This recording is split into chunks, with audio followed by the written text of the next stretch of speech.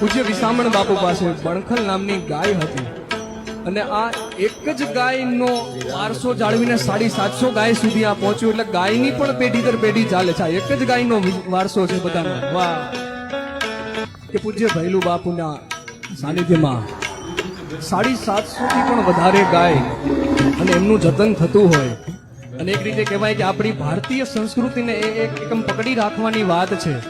બાકી અત્યારે એક ગાય પણ તમે રાખી નહીં શકો. એ 750 ગાયનું જતન થતું હોય ત્યારે ગાયુના હે ગોવાળી આ ચાટ ગાયું નહીં આવજો આ માલધારી આ માલધારી આ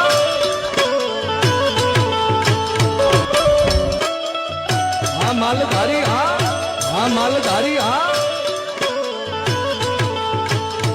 આવી ગાયું ના હે ગોવાળી આ ગાયું નહીં આવજો આ માલધારી આ માલધારી આ